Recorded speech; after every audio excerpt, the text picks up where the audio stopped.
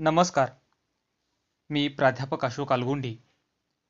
Book lovers club समूहाच्या पुस्तक परिचय कार्यक्रमामध्ये आज मी एक कादंबरीचा परिचय करून देत आहे. बुक लव्हर्स क्लबचे अध्यक्ष श्री निखिल नळगुंदकर सरांशी चर्चा करताना ते म्हणाले की आजच्या युवा पिढीने सध्यकालीन साहित्यावर बोललं पाहिजे. कारण वेगाने बदलणाऱ्या सामाजिक संदर्भांचा तंत्रज्ञानाचा प्रभाव आजच्या साहित्यावर मोठ्या प्रमाणात होतोय. त्याचे आकलन आजची युवा पिढी जलद गतीने करू शकते असे त्यांचे मत आहे. म्हणून मी विचार केला की अशाच एका आमच्या पिढीचे प्रतिनिधी करणारं एखादं पुस्तक घ्यावं. त्यावेळी मला सापडली ती लेखक प्राध्यापक डॉक्टर बाळासाहेब लबडे यांची पिपीलिका मुक्तिधाम ही कादंबरी. प्राध्यापक बाळासाहेब लबडे हे 2 वर्षापासून वेगाने प्रकाश झोतात येणारे लेखक आहेत. म्हणजे 2018 साली त्यांचा मुंबई बंबई बॉम्बे नावाचा काव्यसंग्रह प्रकाशित झाला. हा त्यांचा पहिलाच कविता संग्रह होता. या कविता संग्रहाचे स्वागत समीक्षकांनी आणि वाचकांनी असे काही केले की सर्वांचं लक्ष प्राध्यापक बाळासाहेब लबडे यांच्यावर वेधलं गेलं आणि मग त्यानंतर लगेच ग्रंथालीनं 2019 मध्ये त्यांची पिपीलिका मुक्तिधाम ही कादंबरी प्रकाशित केली. ही कादंबरी प्रकाशनाच्या आधीच चर्चेत राहिली आणि ती चर्चेत राहण्याचं कारण असं की प्राध्यापक बाळासाहेब लबडे यांनी समाज माध्यमाचा वापर करत त्या कादंबरीचे सुरुवातीचे काही अंश व्हॉट्सअप किंवा फेसबुक यासारख्या सोशल माध्यमावर टाकले आणि त्यामुळे वाचकांची उत्सुकता प्रचंड वाढण्यास मदत झाली. प्रकाशनाच्या आधीच या कादंबरीचे अभिवाचन सुद्धा अनेक ठिकाणी झालेले आहे. मग असे या कादंबरीत आहे तरी काय? मुळात पिपीलिका मुक्तिधाम हे नावच थोडं वेगळं वाटतं. पिपीलिका म्हणजे मुंगी. मुंगी हे प्रतीक वापरून सध्यकालीन सामाजिक राजकीय स्थितीवर परखड भाष्य करणारी आणि सभोवतीच्या परिस्थितीबाबत अंतर्मुख करायला लावणारी कादंबरी आहे.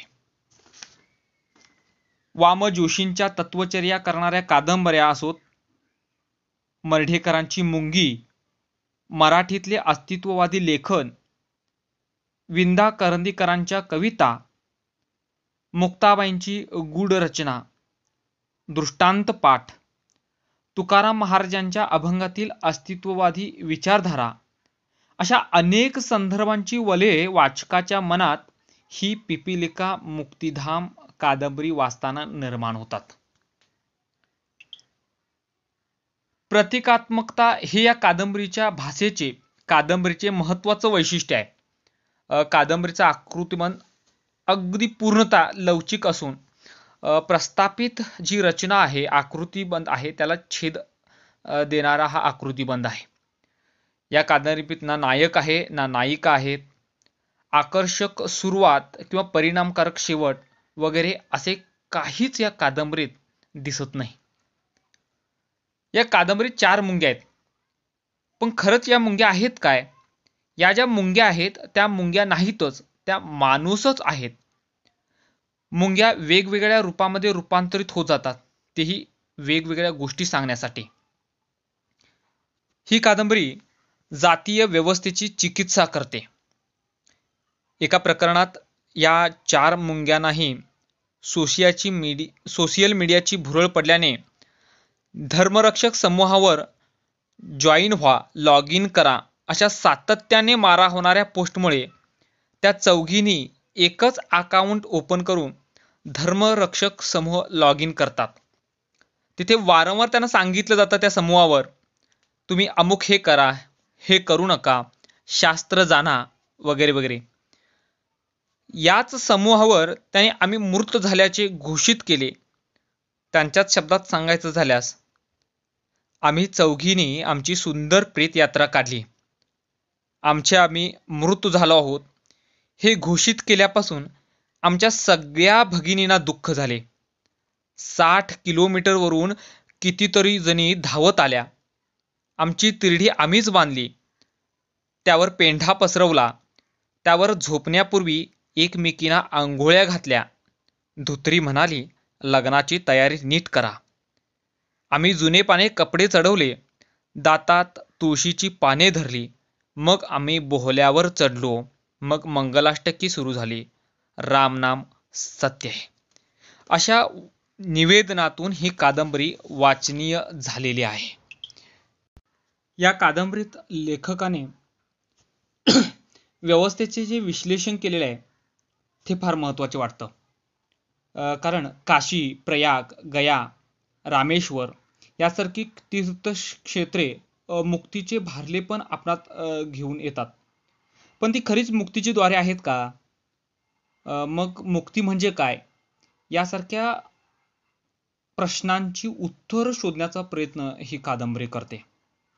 तसा कादंबरीचा आवाका खूप व्यापक आणि दांडगा आहे, आणि तो जर कवेत घ्यायचा असेल तर तशी दृष्टी सुद्धा व्यापक करावी लागेल.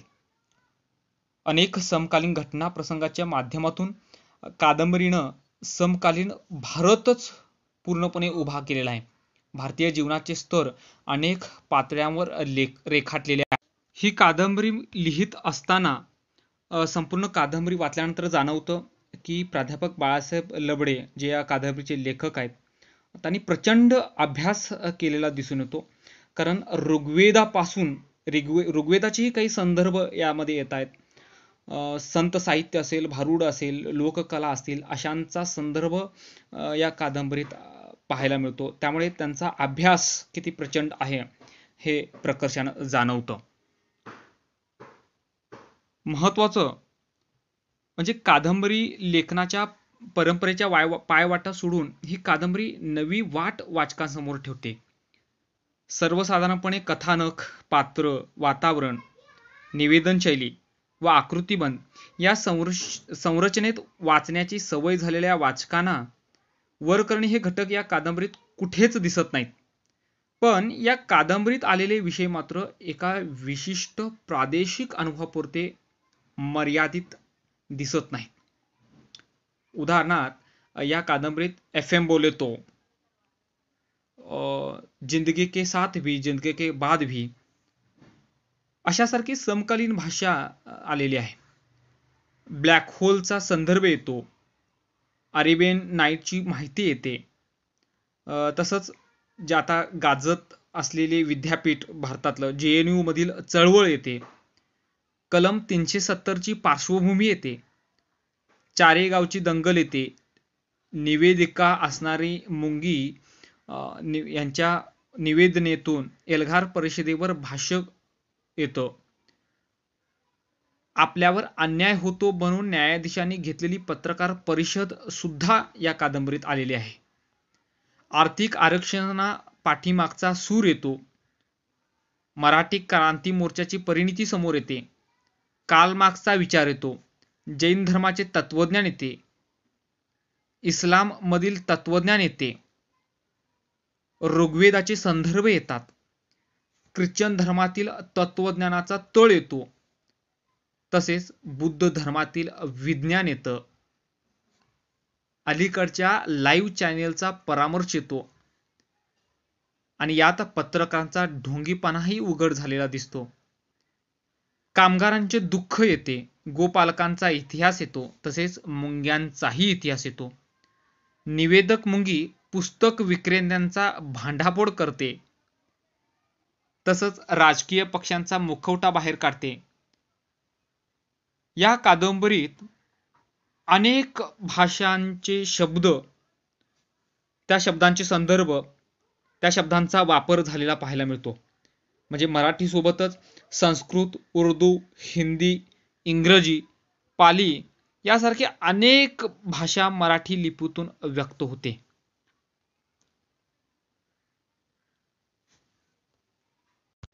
मी जसं म्हटलं की या कादंबरीमध्ये संत साहित्याचा संदर्भ येतो. अभंगाचे दाखले आलेले आहेत. ऋग्वेदाचे संदर्भ आलेले आहेत. अनेक धर्मग्रंथांचे संदर्भ आलेले आहेत. तसं लोककथा सुद्धा आलेल्या आहेत. म्हणजे एक छोटीशी लोककथा जी सांगितली आणि ते लोककथा सुद्धा एक रूपक म्हणूनच वापरलेलं आहे. ती लोककथा वाचतानाच आपल्या डोक्यामध्ये प्रकाश पडतो की आजचे संदर्भ आपण आपणाशी लावू पाहतो. ती लोककथा अशी आहे की असेच आठपाट नगर होते. त्यात होता एक कोल्हा. कोल्हा मोठा हुशार. तो एकदा फिरायला निघाला. त्याला सापडली एक गाजर. त्याला वाटले आपण याची पुंगी करू, अगदी गारुड्यासारखी. मग तो गाजर घेऊन गेला सुताराकडे.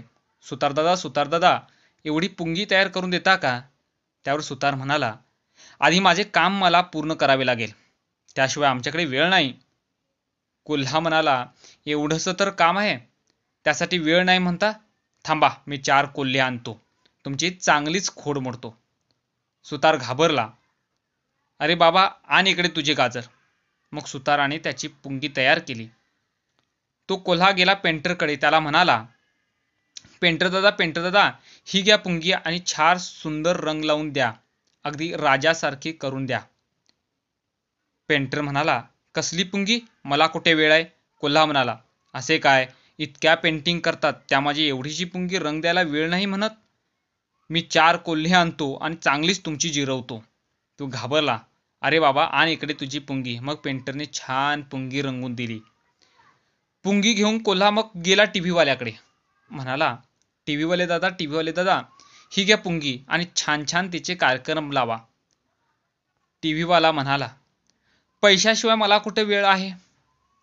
कोल्हा म्हणाला, असं काय, इतक्या पुंग्या वाजवतात, त्यात माझे पुंगीवादन दाखवायला वेळ नाही? थांबा, मी चौकशीचे 4 कोल्हे आणतो आणि तुमची चांगलीच जिरवतो. टीव्हीवाला घाबरला. तो म्हणाला, अरे बाबा, आण इकडे तुझी गाजराची पुंगी. मग दररोज ही वाजणारी गाजराची पुंगी टीव्हीवर वाजायला लागली. हा कोल्हा मग अनेक प्रकारच्या पुंग्या तयार करून वाजवायला लागला. 5 वर्षे वाजतील अशा अनेक पुंग्या तो वाजवू लागला. आनंदाने फेकू लागला. विकासाचे गाणे म्हणू लागला. खोटं बोल, रेटून बोल, 10 वेळा एकच बोल. कोल्ह्याची बडबड ऐकून मुंग्या म्हणाल्या, आम्ही तुझी पुंगीच काढून घेऊ. आमचा कोल्ह्याला राग आला. तो म्हणाला, मशीन आहे तोपर्यंत मला मरण नाही. अशा रीतीनं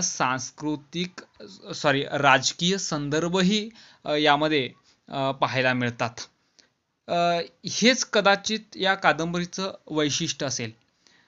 म्हणजे समीक्षकांनी, नागनाथ कोत्तापले सारख्या समीक्षकांनी या कादंबरीचं समीक्षण महाराष्ट्र टाइम्स मध्ये देखील प्रसिद्ध केलेलं आहे.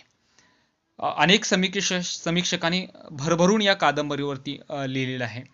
अशी अत्यंत वाचनीय, वाचकप्रिय असलेली ही कादंबरी.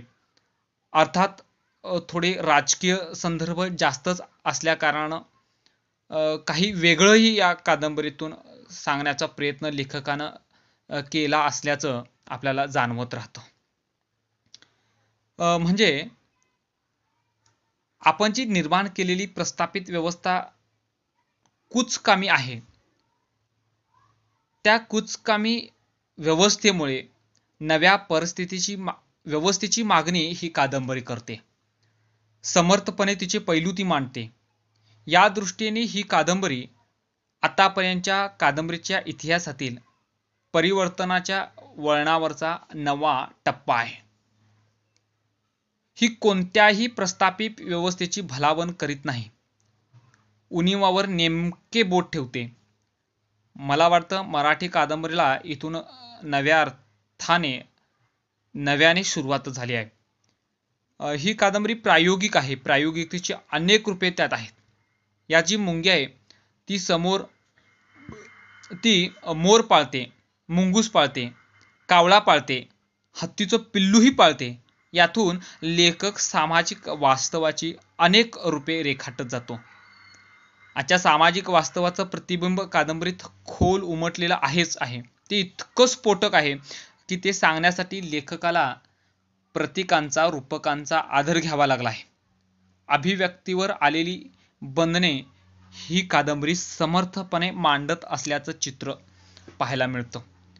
त्यामुळे एका वेगळ्याच धाटणीची प्रयोगशील कादंबरी म्हणून या कादंबरीकडे पाहायला हवा. ग्रंथालीने प्रकाशित केलेल्या डॉक्टर बाबासाहेब लबडे लिखित पिपीलिका मुक्तिधाम या कादंबरीचे मुखपृष्ठ ही तितकंच वैशिष्ट्यपूर्ण आहे. ते मुखपृष्ठ पाहिल्यानंतर आमच्या लक्षात येतं. आपण सर्वांनी एकदा वाचलीच पाहिजे अशी ही आजच्या सध्या काळातील एक विशिष्टपूर्ण आकृतीबंधातली कादंबरी आहे. ती वाचावी अशी विनंती करतो.